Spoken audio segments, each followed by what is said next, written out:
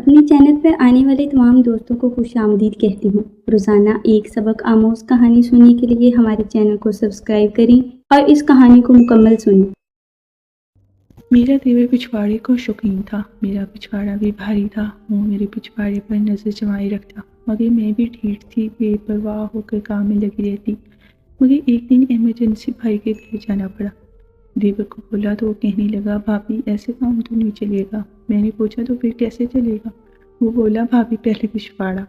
ایک عورت کے لیے بڑا ہی مشکل ہوتا ہے اگر سسرال میں سب دیور جیٹھ سب مل کر رہتی ہوں۔ عورت کے لیے دیور کا رشتہ ہمیشہ آگے ہی ثابت ہوتا ہے، اور میرا دیور تو سدا کا بے شرم تھا۔ عمر پر بھی مجھ سے 2 سال بڑا تھا۔ میرا شمار ان عورتوں میں ہوتا تھا جسے شوہر لاپرواہ مل جائے اور دیور پچھواڑے کا شوقی۔ میں بے حد پریشان ہو کر رہ گئی تھی۔ میرے شوہر اور دیور کی شادی ایک ہی دن ہوئی تھی۔ میں کم عمر خوبصورت سڈول جسامت کی مالک تھی، اور دیورانی بس عام شکل و صورت کی دبلی پتلی بالکل سوکھی کانٹا تھی۔ شادی کے بعد جب ہم دونوں دلہنوں کو صحن میں بٹھایا گیا تو دیور کی بےتاب نظریں اپنی بیوی کے بجائے مجھ پر جمی تھیں۔ وہ مجھے یوں یوں گھور کر دیکھ رہا تھا جیسے میں اس کی بھابھی نہیں بلکہ بیوی ہوں۔ میں نے جب نظر دیور پر اٹھائی تو نظروں کے تصادم پر مسکرانے لگا۔ میں نے اسے گھور کر دیکھا تو شاید اسے اپنی حرکت پر کوئی شرمندگی ہو۔ میں اس کے بڑے بھائی کی بیوی تھی۔ اس کے اور میرے بیچ شرم و حیا کا رشتہ تھا، اور وہ بے شرم لیکن شاید ڈھیٹ تھا، بجائے کہ اس کی نظریں مجھ سے ذرا بھی ہٹی ہوں۔ میں بھی اسی الجھن کا شکار تھی۔ جب وہ بے شرم انسان میرے برابر کرسی رکھ کے کرسی پر بیٹھ گیا، میں ذرا سا پیچھے ہٹی تو میرے کان کے پاس سرگوشی کر کے بولا کہ مجھ سے بہت بڑی غلطی ہوگی۔ اول تو آپ کا رشتہ میرے ساتھ ہونا تھا، لیکن میں نے کہہ دیا کہ پہلے بڑے بھائی کا کر دو اور دوسری جو بھی لڑکی ہوگی اس کا میرے ساتھ کر دینا۔ لیکن قسم سے بھابھی اب پچھتا رہا ہوں۔ وہ دل پھینک باتیں کر رہا تھا۔ کاش میں پہلے آپ کے بارے میں جان لیتا تو شاید یہ بات سن کر میں غصے سے سرخ ہو گئی۔ دلہن اپنی بیٹھی ہوتی تو اٹھ کر چلی جاتی۔ پھر میرا شوہر دیور کے پاس آ گیا، کہنے لگا، تم کیا میری بیوی کے پاس بیٹھ کر خسر پسر کر رہے ہو؟ اٹھو یہاں سے۔ وہ اٹھ کر کھڑا ہو گیا، کہنے لگا، بھائی دیور بھابھی کا رشتہ ہی الگ ہوتا ہے، ہنسی مذاق والا، تھوڑا سا شرارتوں کا۔ میں تو اسی لیے مراسم بڑھا رہا ہوں تاکہ اگر وہ بھابھی کو کوئی بھی تکلیف ہو۔ وہ بات مذاق میں ڈال کر وہاں سے چلا گیا۔ خیر شادی کو بھی 15 دن بھی نہ گزرے تھے کہ ساس صاحباز نے تمام کام چند ہی دنوں میں ہم دیورانی جیٹھانی کے حوالے کر دیا۔ لیکن دیورانی کی صحت بہت زیادہ کمزور تھی، ذرا سا کام کرتی تو سانس پھول جاتا۔ وہ غریب گھر کی لڑکی تھی، شاید اسے پیٹ بھر کر روٹی کھانا بھی کم ہی نصیب ہوئی تھی، اس لیے زیادہ کام مجھے ہی کرنا پڑتا۔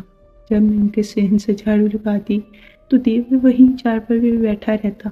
پھر جب میں اس کی چارپائی کے پاس سے جھاڑو لگا دیتی تو ایسا بھی ہوتا جملہ بولتا کہ میرا دل اور خون کھول اٹھتا، جی چاہتا کہ اس کا گلا دبا دوں یا چاہ کر اپنے شوہر کو بتا دوں۔ مگر یہاں آئے ابھی جمعہ 8 دن بھی نہیں ہوئے تھے۔ کچھ کہتی تو میں خود ہی بری بنتی۔ دیورانی کی صحت کا خیال نہ ہوتا تو کہتی کہ صفائی کی ذمہ داری وہی اٹھائے، لیکن وہ بمشکل سے ہی گھر کا اور کچن کا کام کرتی، وہ بھی اس قدر آہستہ کہ میں سارا جھاڑو صفائی کر کے بیٹھ جاتی اور وہ ابھی تک سستی سے برتن ہی مانج رہی ہوتی۔ ایک بار تو دیور نے حد کر دی، اس نے ایسی جگہ نظریں جمانا شروع کر دی کہ مجھے غصہ آنے لگا۔ میں تو سوچ بھی نہیں سکتی تھی کہ دیور بھی ایسا کام کر سکتا ہے۔ میں نے سوچا آج تو شوہر سے شکایت کروں گی، لیکن جب رات کو سوتے وقت میں نے یہ بات شوہر سے کی کہ آپ کا بھائی مجھے نیت کا ٹھیک نہیں لگتا تو شوہر بھڑک اٹھا، کہنے لگا، مجھے اس بات کا ڈر تھا تم ذرا سی خوبصورت ہو، اس لیے ایسی باتوں سے ضرور گھر میں فساد شروع کر دو گی تاکہ میں تمہارے حسن کا شیدائی ہو کر تمہاری ہر بات ماننے لگوں، تمہاری جی حضوری کروں اور تم جو کہوگی اس کا تمہارا فرمان مان کر الگ رہائش کر لوں گا۔ لیکن دیکھو اپنے ذہن سے یہ خرافات بالکل نکال دو، میں اس گھر کا بڑا بیٹا ہوں، سدا ماں باپ کے ساتھ ہی رہوں گا، میں اپنے والدین کو چھوڑوں گا نہیں، اور نہ ہی تمہاری چھوٹی باتوں کو سن کر اپنے چھوٹے بھائی پر کوئی شک کروں گا۔ شوہر تو ایک ہی سانس میں بولتا ہی چلا جا رہا تھا۔ میں تو کچھ سمجھ ہی نہ پائی کہ آخر اس بات کا کیا جواب دوں۔ میں تو حقا بکاسی شوہر کی ہر بات سن کر حیران ہو گئی تھی۔ یہ بات سن کر میرے گمان بھی نہ تھی۔ میں تو سسرال کو گھر سمجھ کر یہاں آئی تھی، لیکن دیور کی حرکتوں نے میرا جینا دوبر کر رکھا تھا۔ اس بات پر شوہر کی باتیں میرے دماغ کے تناؤ کھینچنے لگی تھی۔ مجھے شوہر کے تیور دیکھ کر حیرت ہو رہی تھی۔ کل تک تو میری ہر بات پر جی جی کی رٹ لگائے رکھا تھا، مگر آج شوہر دوسری جانب روک کر کے سونے کی کوشش کرنے لگا، جبکہ میں تو یوں ہی انہی عکس سے دیکھتی رہ گئی۔ آنکھوں میں بے بسی سے آنسو تیرنے لگے۔ آخر شوہر ایک دم سے بدل کیوں گیا تھا؟ یہ راز بھی مجھ پر کھلے گیا تھا۔ ایک بار رات کو میرے کمرے میں سونے گئی تو صحن سے میری پسر پسر کی آوازیں آ رہی تھی۔ میرے کمرے کی کھڑکی صحن میں کھلتی تھی۔ میں نے ذرا سی کھڑکی کھولی تو دیور چارپائی پہ میرے شوہر کے کان بھر رہا تھا، میرے خلاف مراتب بھر رہا تھا، کہہ رہا تھا کہ دیکھو بھائی، جن عورتوں کا پچھواڑا بھاری ہوتا ہے نا، وہ مرد کو کچھ نہیں سمجھتی، یہی سوچتی ہیں کہ یہ مرد تو ساری زندگی میرے پیچھے ہی لگا کر رہے گا اور میری جی حضوری بھی کرے گا۔ تو بڑے بھائی ہو تبھی تمہیں سمجھا رہا ہوں کہ اپنی بیوی پر لگام ڈال کے رکھو، ورنہ کل کو تمہاری کوئی بھی عزت نہیں رہے گی۔ یہ بات سن کر تو میرے کانوں کی لو تک سرخ ہوگی۔ کیسا یہ بے غیرت شخص تھا، اور میرا شوہر وہ بھی معصوم بن کر کتنی آرام سے باتیں سن رہا تھا۔ میرا جی چاہا کہ کمرے سے باہر نکل اور اس کا سر پھاڑ دوں۔ وہ ہوتا کون ہے میرے پچھواڑے پر نظر جمائے رکھنے والا؟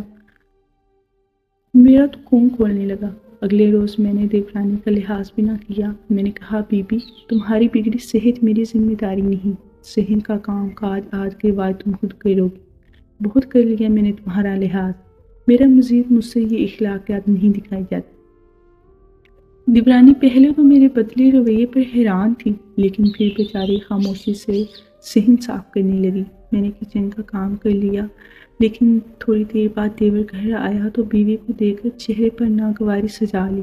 کچھ دیر تو نہ جانے دونوں دھیمی باتوں میں کیا آوازوں میں بات کر رہے تھے، لیکن پھر کچھ ہی دیر دیور اپنی بیوی پر چلانے لگا، پاس پڑا پانی کا گلاس زور سے زمین پر دے مارا اور کہنے لگا، میں پچھواڑے کا شوقین تھا اور تم اس معاملے میں بالکل کمینی ہو، اس لیے مجھے نہیں لگتا کہ تمہارے ساتھ میں زندگی گزارے گی۔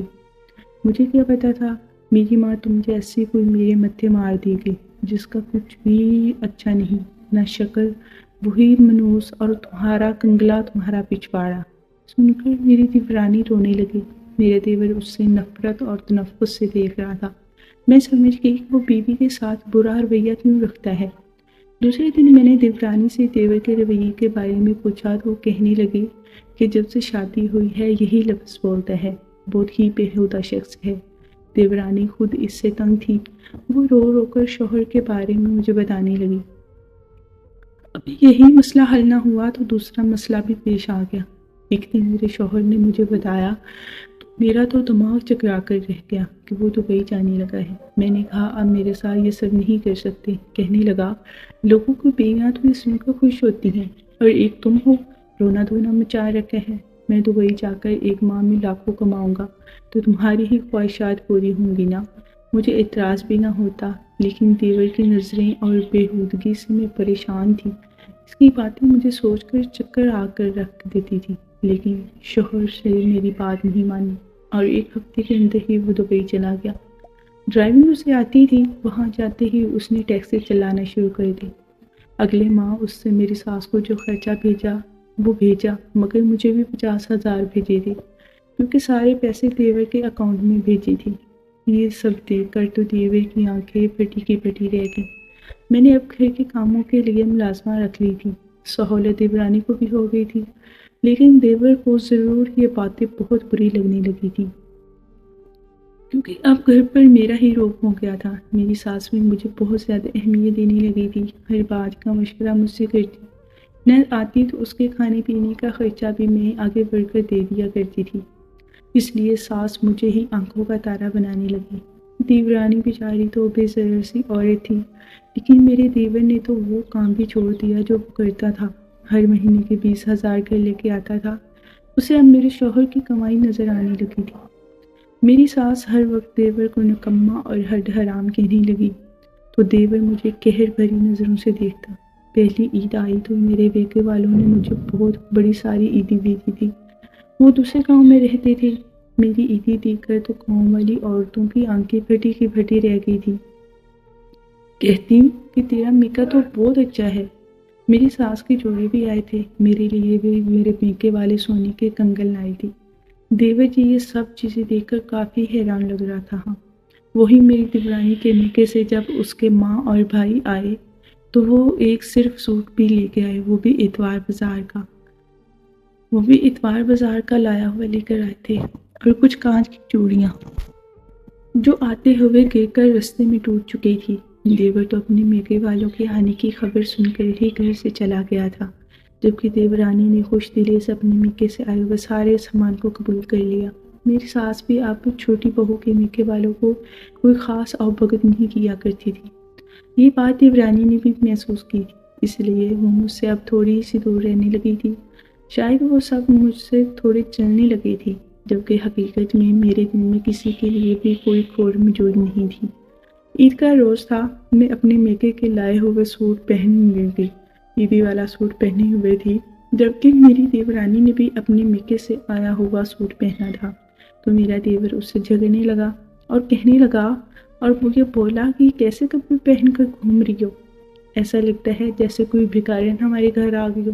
مجھے تم سے شادی نہیں کرنی چاہیے تھی، جس کی چیز کوئی بھی اچھی نہیں، اور نہ ہی کوئی پچھواڑا نہ شکل، میں تو پچھواڑے سے ہی دل بہلا لے۔ دیور تو ماں کے سامنے ایسے کہہ رہا تھا، مگر ساس نے اسے منع نہ کیا۔ دیورانی بیچاری رونے لگی۔ اسے شام دیور گھر سے جانے کا منصوبہ بنانے لگا، کہنے لگا کسی کام سے دوسرے شہر جا رہا ہوں۔ مجھ سے کہنے لگا بھابھی اپنے جہیز کا بیگ دے دی، میری بیوی تو لے کر ہی نہیں آئی، وہ الماری کے اوپر رکھا ہوا تھا۔ دیور سے میں بولی کہ جا کر خود ہی اتار لو، اور شاید یہی میری سب سے بڑی غلطی ہو گئی تھی۔ دیور خوشی خوشی بیگ لے آیا اور گھر سے عید کے بعد ہی چلا گیا۔ انہی دنوں شوہر میرا بھی دبئی سے ماہ کی چھٹی لے کر آیا تھا۔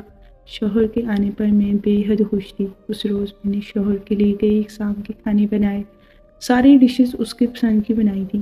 میری ساس تو اپنے بیٹے کے صدقے والی جا رہی تھی، جبکہ دیورانی بھی جب مہنگے گفٹس دیکھے وہ شوہر کے سارے دکھ کچھ لمحات کے لیے بھول کر خوش ہو گئی۔ رات کو جب سب کھانے کی میز پر ایک دوسرے کے ساتھ اکٹھے بیٹھے باتیں کر رہے تھے، تب ہی دیور گھر میں داخل ہوا۔ وہ کافی خوش لگ رہا تھا، کہنے لگا کہ مجھے مبارکباد دیں، میں نے اپنا نیا کاروبار شروع کرنے کا فیصلہ کر لیا ہے۔ دیور کی بات سن کر سب اسے دیکھنے لگے۔ وہ آ کر اپنے بڑے بھائی سے ملا اور کہنے لگا شکریہ بھائی، خدا آپ جیسا بھائی اور بھابھی ہر دیور کو دے۔ میں تو حیرانی سے دیور کا چہرہ دیکھ رہی تھی، آخر اس کے کہنے کا مقصد کیا تھا؟ اس نے اپنے نئے کاروبار کے بارے میں تمام تر تفصیلات بتانی شروع کر دی۔ وہ ایک ہفتے سے گھر سے غائب رہا تھا، اور جب واپس آیا تو کاروبار کی اطلاع دے رہا تھا۔ آخر اس کے پاس اتنے زیادہ روپے کہاں سے آئے جب وہ اپنا نیا کاروبار شروع کرنے لگا تھا؟ ابھی تو سب باتوں میں ہی مگن تھے۔ اگلی صبح ہمارے خاندانی وکیل کی کال آئی۔ وہ کافی پریشان لگ رہا تھا۔ اسے کہنے لگا بیٹا اپنے باپ دادا کی جائیداد وراثتی کیوں بیچ ڈالی؟ آخر کون سی مشکلات پڑی تھی جو آپ نے یہ قدم اٹھا لیا؟ آپ مجھے بتاتی، میں آپ کی کوئی مالی مدد کر دیتا۔ میں نے وکیل کی یہ بات سنی تو میرے پیروں کے نیچے سے زمین نکل گئی۔ میں کہنے لگی وکیل صاحب میں نے تو کوئی زمین نہیں بیچی، آپ یہ کس کے بارے میں بات کر رہے ہیں؟ تو وکیل نے مجھے تمام تر تفصیلات بتانا شروع کر دی۔ اس نے جو حقیقت مجھے بتائی وہ سن کر میرے تو ہوش اڑ چکے تھے، میں آگ بگولا ہو چکی تھی۔ آج تو میرا صبر کا پیمانہ لبریز ہو چکا تھا۔ غصے سے کمرے سے باہر نکلی اور وہاں چلی آئی جہاں سب موجود تھے۔ میری ساس، شوہر، دیورانی اور دیور بھابھی سب اس وقت صحن میں بیٹھے تھے۔ دیور نے جب مجھے غصے میں دیکھا تو بولا کیا بات ہے بھابھی، کیوں سرخ انگارہ بنی ہوئی باہر آئی ہے؟ مگر اگلے ہی پل میں نے دیور کے منہ پر ایک سناٹے دار تھپڑ دے مارا۔ تھپڑوں کی آواز سن کر ساس اور شوہر میری جانب دیکھنے لگے۔ میرا شوہر آگے بڑھا اور مجھے تھپڑ مار دیا اور بولا تمہاری ہمت کیسے ہوئی میرے بھائی پر ہاتھ اٹھانے کی؟ اگر میری ساس نے منہ داخل کر کے بولی کیا بات ہے بہو، تم نے دیور کو کیوں تھپڑ مارے؟ تو میں رونے لگی اور رک کر بولی کہ آپ کے بیٹے نے میرے ساتھ بہت برا کیا ہے۔ مجھے وراثت میں جو دکانیں ملی تھی نا، جن کی قیمت کروڑوں روپے تھی۔ کاغذات شادی کے روز میرے بھائی نے بطور تحفے میں مجھے دیے تھے، مگر آپ کے اس بیٹے نے دھوکے سے میرے سارے کمرے کے وہ کاغذات اٹھائے ہیں اور میری دکان بیچ دی اور کاروبار شروع کر رہا ہے۔ اور وہ جو کاروبار شروع کر رہا ہے نا، وہ میرے ہی پیسوں سے کرنے جا رہے ہیں۔ جب ساس نے یہ سنا تو اپنے چھوٹے بیٹے کی طرف دیکھنے لگی اور اسے گریبان سے پکڑ کر بولا کہ سچ بتاؤ، کیا یہ سچ ہے؟ تم نے ایسا کیا ہے جو بہو بول رہی ہے؟ اور پہلے تو وہ خاموش رہا، پھر پھٹ پڑا اور کہنے لگا، ہاں میں نے کیا ہے۔ ایسا بھابھی کا پچھواڑا بڑا ہی مضبوط تھا اور لوگ بڑے ہی امیر تھے، جبکہ میری بیوی کا پچھواڑا انتہائی غریب اور کنگلا۔ میں تو اس وقت پر پچھتا رہا ہوں جب میں نے بھابھی کا رشتہ ٹھکرا کر اس کنگلے پچھواڑے والی سے شادی کر لی تھی۔ کاش میں اس وقت بھابھی کے لیے نہ کہتا تو آج میرے میکے والے بھی اتنے امیر ہوتے۔ مجھے اپنا کاروبار شروع کرنے کے لیے کسی اور سہارا نہ لینا پڑتا۔ میں نے یہ سب کچھ اپنے کاروبار کے لیے کیا ہے اور بالکل ٹھیک کیا۔ میری ساس نے بیٹے کو بہت مارا اور رک کر کہنے لگی، تجھے شرم نہ آئی؟ میری عزت مٹی میں ملا دی۔ مرحوم باپ پر کیا گزرے گی جس نے ساری زندگی اپنی عزت سے کمایا، اور تم جیسی اولاد ایسی نکلی کہ اپنی بھابھی کی جائیداد بیچ کر اپنا کاروبار شروع کر دے۔ یہ پیسہ حرام ہے تم پر۔ سر جھکائے وہ شرمندہ کھڑا تھا، جبکہ پچھواڑے کا مطلب مجھے آج واضح طور پر سمجھ آئی تھی۔ یہ سنسکرت زبان کا لفظ تھا جو کہ میرے سسرال میں اکثر بولی جاتی تھی۔ یہ لوگ میکے کو پچھواڑا کہہ کر بلایا کرتے تھے۔ سارے پیسے جو دیور کے اکاؤنٹ میں تھے مجھے دلوائے اور مجھے دلوا کر اپنی دکانیں واپس خرید لیں۔ کچھ لوگ پر میں بھی دینا پڑا تھا، وہ خرچہ سارا میرے شوہر نے اٹھایا۔ وہی دیورانی ناراض ہو کر میکے چلی گئی۔ اب دیور پچھتا رہا تھا، مجھ سے معافی مانگنے آیا تو میں نے اسے معاف کر دیا اور پھر اپنی بیوی کو میکے لے کر آیا۔ دیورانی بھی شرمندہ تھی، مگر میں نے سب کو معاف کر دیا۔ میرے شوہر نے دبئی میں ایک کاروبار کا بندوبست کم کر لیا اور میرے دیور کو وہی اپنے ساتھ لے گیا۔ میرا دیور بھی وہاں پر بہت اچھا کمانے لگا تھا۔ اگر آپ کو یہ سٹوری اچھی لگی ہے تو میری حوصلہ افزائی کے لیے میرے چینل کو سبسکرائب ضرور کریں اور مجھے اپنی دعاؤں میں یاد رکھیں۔ شکریہ، اللہ حافظ۔ ناظرین، ہماری آج کی کہانی آپ کو کیسی لگی؟ کمنٹ کر کے لازمی بتائیں۔ اگر کہانی پسند آئی ہے تو لائک کریں، سبسکرائب کریں اور اپنے دوستوں کے ساتھ لازمی شیئر کریں۔